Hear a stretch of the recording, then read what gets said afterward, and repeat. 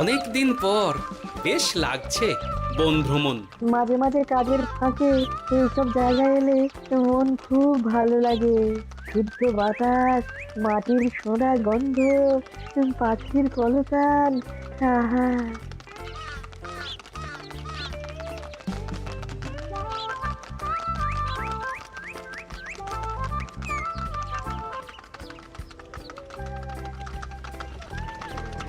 মহারাজের রথ থামছে। আমরা এইখানে বসে আজ রাজকার্য পরিচালনা করব। মন্ত্রী, তুমি ঝটপট এখানে বসার বন্দোবস্ত করে দাও। আমি এক্ষুনি ব্যবস্থা করে দিচ্ছি মহারাজ। এই এখানেই আমাদের বসার জন্য ছাউনি করে দাও। এক্ষুনি করে দিচ্ছি মন্ত্রী মশাই। এরা বসার জায়গাটা করে দিক, ততক্ষণ আমরা একটু হেঁটে আসি।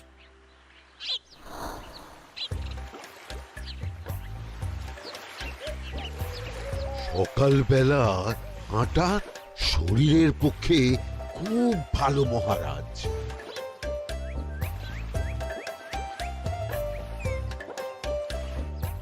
আগেকার দিনে রাজা মহারাজরা এই সব বনে মৃগয়া করতে আসতেন। মৃগয়া একদম ভালো নয় মন্ত্রী। তুমি জঙ্গলে আসছো অন্য প্রাণীদের মারতে। কেন মারবে? ওরা তো তোমার কোনো ক্ষতি করেনি।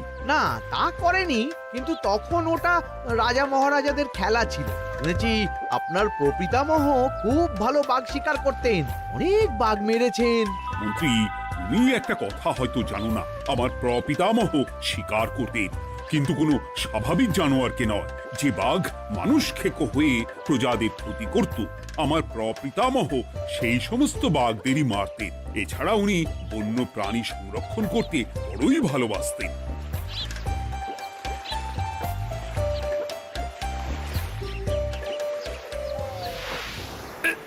উফ, এটা আবার কি? এই এটা আবার কোথা থেকে উড়ে এলো? কোথাও তো ঝড় হাওয়া কিছুই নেই।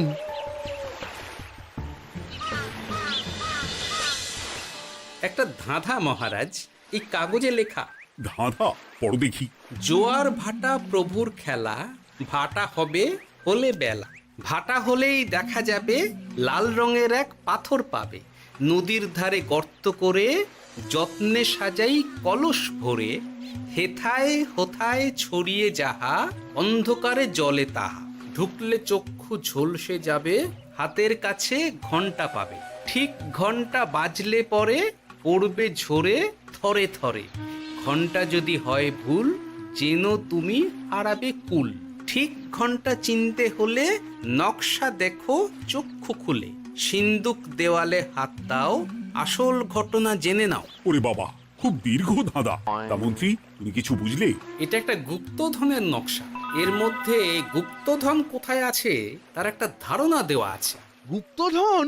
ওটা আমাকে পেতেই হবে, পেতেই হবে। দেখি দেখি, একবার কাগজটা দাও। গোপাল, কাগজটা আগে আমার হাতে দাও, দেখি ভালো করে। এখন নদীতে জোয়ার চলছে গোপাল। একটু পরেই ভাটা শুরু হবে। হ্যাঁ, ভাটা না হলে কিচ্ছু বোঝা যাবে না। এখানে স্পষ্ট লেখা আছে, ভাটা হলেই দেখা যাবে লাল রঙের এক পাথর পাবে। তার মানে আমাদের ভাটা হওয়া পর্যন্ত অপেক্ষা করতে হবে। না, সময় নষ্ট না করে ধাঁধাটার সমাধান করতে শুরু করি। ভাটা হলে একটা লাল রঙের পাথর দেখা যাবে, এই পর্যন্ত পরিষ্কার আছে। বুঝতে হবে ওর পর থেকে। পড়ো গোপাল, চলো আমরা সবাই বুদ্ধি লাগাই। নদীর ধারে গর্ত করে যত্নে সাজাই কলস ভরে।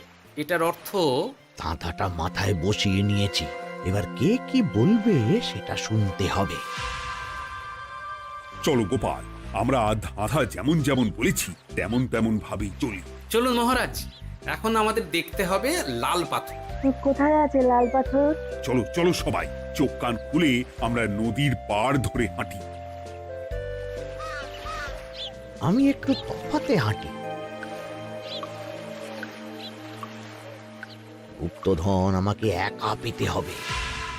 ভাটা হলেই দেখা যাবে লাল রঙের এক পাথর পাবে। আমাকে চোখ কান খোলা রাখতে হবে। লাল পাথর, নদীর চড়ায় লাল পাথর দেখতে হবে। লাল পাথর, লাল পাথর। ওটা কি? এই তো লাল পাথর, লাল পাথর। ওরা অনেকটা এগিয়ে গেছে, ওদের আমার দিকে নজর নেই। এই সুযোগ, এই সুযোগ, একা একা গুপ্তধন নিয়ে পালাবো। আহ, এ- এ।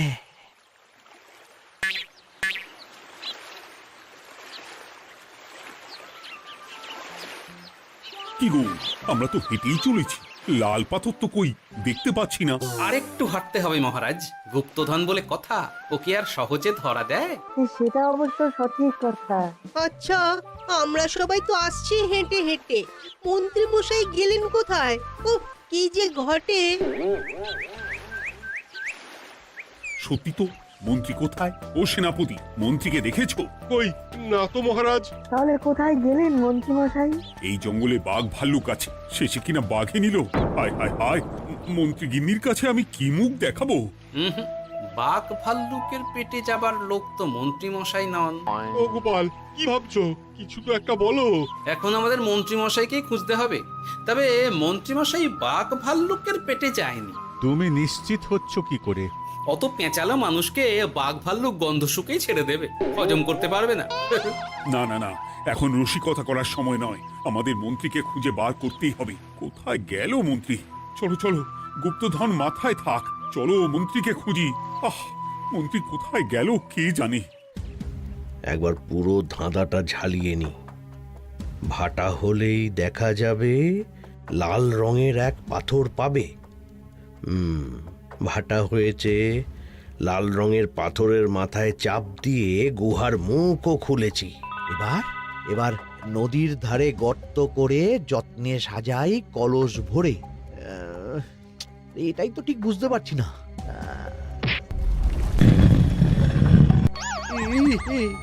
এই রে, এবার কি হবে? হ্যাঁ, মহারাজ, কোথাও একটা আওয়াজ হলো। এই, আওয়াজটা কোন দিক থেকে হলো? চলুন সামনে এগিয়ে যাই। আমার মনে হয় আওয়াজটা সামনের দিক থেকে এলো। আমারও তাই মনে হলো। তবে কি মন্ত্রী মশাই লাল পাথরের হদিশ পেয়ে গেছেন? আমাদের চোখে পড়লো না, অথচ মন্ত্রী মশাইয়ের চোখে পড়ে গেল। আসলে আমরা কথা বলতে বলতে গেছি, তাই নজরে পড়েনি। মন্ত্রী মশাই একা একা আমাদের পেছন পেছন আসছিলেন। উনি ইচ্ছে করেই আমাদের পেছনে পেছনে আসছিলেন। নিজে একা গুপ্তধন নিয়ে যেতে চেয়েছিলেন, এখন কোথায় আছেন কে জানে।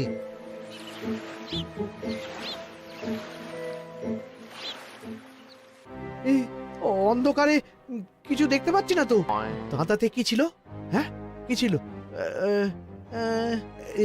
হেথায় হোথায় ছড়িয়ে যাহা, অন্ধকারে জলে তাহা, ঢুকলে চক্ষু ঝলসে যাবে, হাতের কাছে ঘন্টা পাবে। পেয়েছি পেয়েছি, ঘন্টা ঘন্টা ঘন্টাটা পেতে হবে। ঘন্টাটা ঘন্টাটা ঘন্টা। ভাটা হলেই দেখা যাবে লাল রঙের এক পাথর পাবে, নদীর ধারে গর্ত করে যত্নে সাজাই কলস ভরে, হেথায় হোথায় ছড়িয়ে যাহা, অন্ধকারে জলে তাহা, ঢুকলে চক্ষু ঝলসে যাবে, হাতের কাছে ঘন্টা পাবে। ঠিক ঘন্টা বাজলে পরে পড়বে ঝরে থরে থরে, ঘন্টা যদি হয় ভুল যেন তুমি হারাবে কুল। ঠিক ঘন্টা চিনতে হলে নকশা দেখো চক্ষু খুলে, সিন্দুক দেওয়ালে হাত দাও, আসল ঘটনা জেনে না। এবারে ভালো করে ঠান্ডা মাথায় ভাবতে হবে। ভাটা হলেই দেখা যাবে লাল রঙের এক পাথর পাবে। সেই লাল পাথরটাই তো খুঁজে পাওয়া যাচ্ছে না, অথচ মন্ত্রী মশাই খুঁজে পেলেন। আওয়াজটা কোথা থেকে আসছিল? এই কাছে পিঠে এই কোথা থেকে আওয়াজটা আসছিল।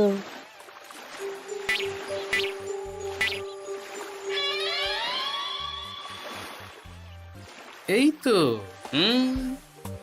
এটাই মনে হয় সেই লাল পাথর। একটু নাড়িয়ে চাড়িয়ে দেখি তো কিছু হয় কিনা।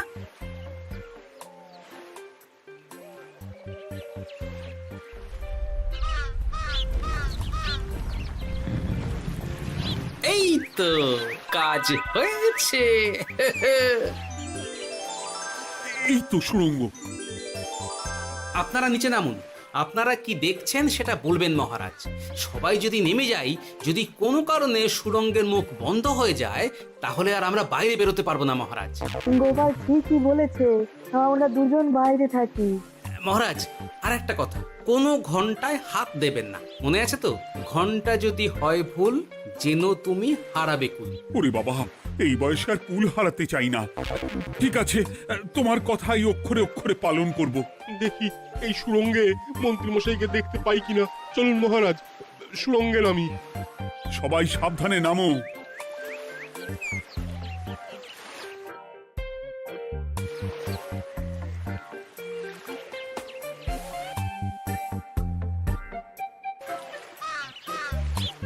মহারাজ, ওখানে কি কি দেখতে পাচ্ছেন? ওখানে কি মন্ত্রী মশাই আছেন? না গোপাল, মন্ত্রীকে এখনো দেখতে পাইনি। শুধু আমি এখানে অজস্র পাথর দেখতে পাচ্ছি।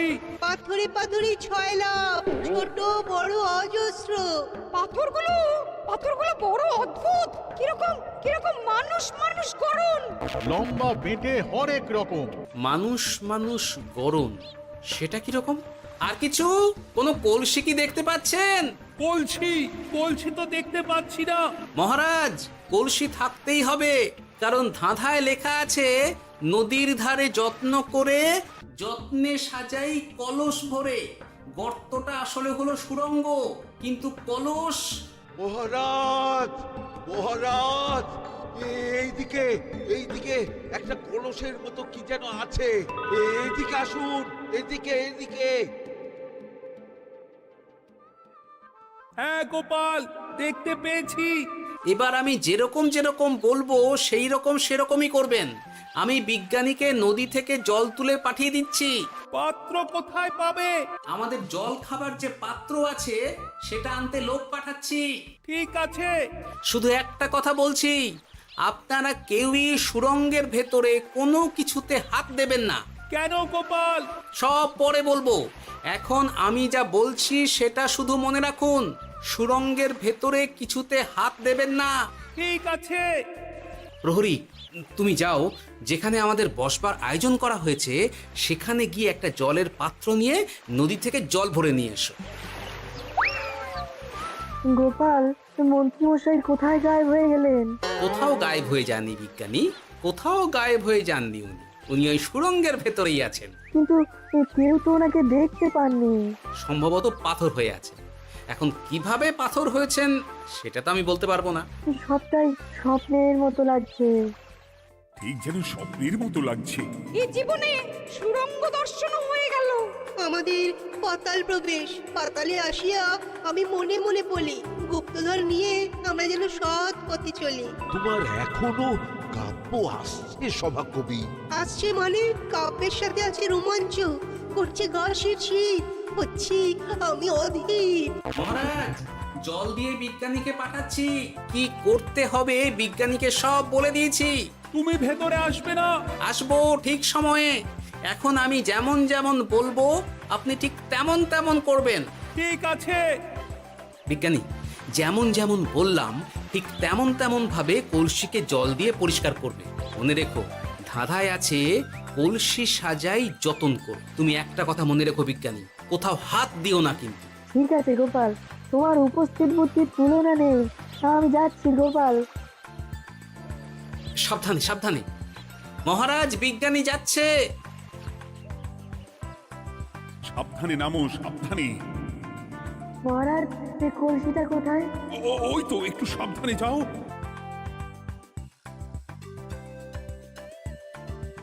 বিজ্ঞানী, কলসির দেখা পেয়েছো? পেয়েছি পেয়েছি পেয়েছি। এবারে কলসিটাকে ভালো করে জল দিয়ে ধুয়ে দাও। কলসির আলোয় সুড়ঙ্গ আলোকিত গোপাল। এরপর কি? ভালো করে দেখুন মহারাজ, কোথাও ঘন্টা দেখতে পাচ্ছেন কিনা।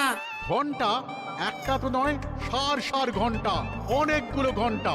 সাবধান, ঘন্টায় হাত দেবেন না, শুধু দেখুন।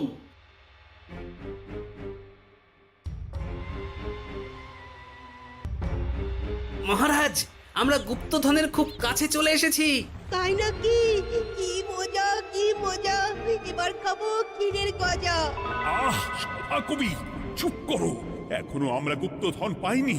আমার মুখে দাঁড়িয়ে সবগুলো তারা আঁকা। বিজ্ঞানী, কোনো ঘন্টায় চাঁদের নকশা করা আছে কি? একটু দেখে বলো না। আমি আতস কাজ নিয়েই দেখছি, সব ঘন্টাতেই তারা আঁকা। খবরদার, কোনো ঘন্টাকেই ছোঁবে না। ঠিক আছে, কোনো কিছু না ছুঁয়ে আমি দেখছি। পেয়েছি গোপাল, চাঁদ আঁকার ঘন্টা পেয়েছি। ওই ঘন্টাটা বাজাও, বাজাও।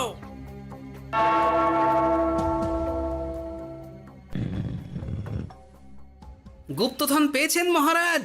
বাঁচাও, বাঁচাও, বাঁচাও।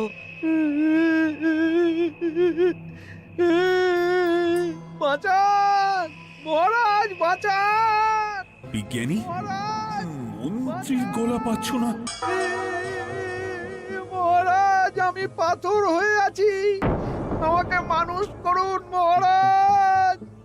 তুমি তো মানুষই ছিলে, হঠাৎ করে পাথর হলি কেন? মহারাজ, গুপ্তধন পেয়েছেন? পেয়েছি, তার সাথে মন্ত্রীকেও পেয়েছি।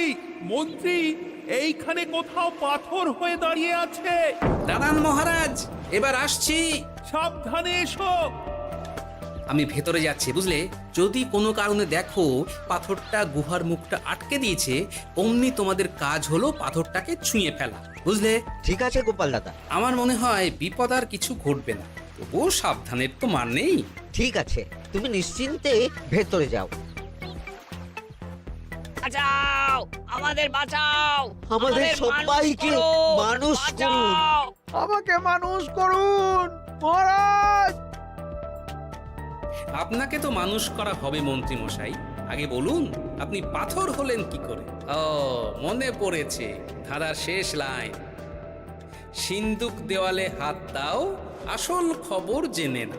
সত্যি গোপাল, তুমি না থাকলে এই এত কিছু আমাদের সবার কাছে অজানাই থেকে যেত।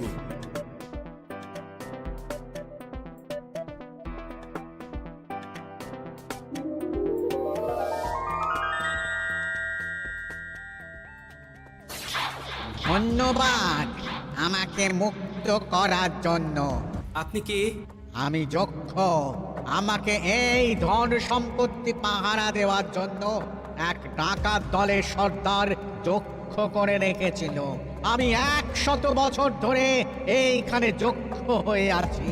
আমি তোমার জন্য মুক্ত হলাম গোপাল। এই সম্পত্তি তোমার গোপাল। সম্পত্তি নিয়ে আমি কি করব? আমি এই সব সম্পত্তি মহারাজকে দান করলাম, রাজ্যের অনেক কাজ হবে। তুমি ধন্য গোপাল, তুমি ধন্য। এবার আমার যাবার সময় এসেছে, আমাকে যেতে হবে। যাবার আগে এই পাথরগুলোকে মানুষ করে যান। এরা সব লোভী। আমি আমার সীমিত ক্ষমতায় এই গুপ্তধনের ধাঁধাকে এখানে যারাই ভ্রমণ করতে আসে তাদের হাতে তুলে দিই, কিন্তু কেউ এই ধাঁধার সমাধান করতে পারে না। সবার মনে লোভ কাজ করে, এই লোভ এদেরকে পাথর করে রেখেছে। পাথর হলো কি করে? একটা মানুষ এসে বুক ভরা লোভ নিয়ে আধা পুরো না জেনে পাথরে হাত দিলেই সে পাথর হয়ে যাবে। আমাদের ভুল হয়েছে, আর লোভ করব না, আমাদের বাঁচাও। আমাকে মুক্ত করে দিন, আমার খুব ভুল হয়েছে মহারাজ, মুক্ত করে দিন আমায়। তুমি এখানে আগে এসেছিলে, তাই তো আগে এসে ভাবলে নিজেই একা একা গুপ্তধনকে হরপ করে দেবে। এদিকে তোমাকে না দেখতে পেয়ে আমাদের কত চিন্তা হচ্ছিল। যারা লোভী তারা কারো কথা ভাবে না, শুধু নিজের কথা ভাবে। আমাকে আর একটা সুযোগ দিন, আমি আর লোভ করব না মহারাজ। তোমার কথার কোনো দামই নেই। না মহারাজ, আমাকে আর একটা সুযোগ দিয়ে দেখুন, আমি আর লোভ করব না, আমাকে মানুষ করুন মহারাজ। আমাদের সবাইকে মানুষ করুন, দয়া করে মানুষ করুন। যক্ষরাজ, এদের আপনি ক্ষমা করে দিন। ঠিক আছে, তোমাদের আবার মানুষ করে দিচ্ছি।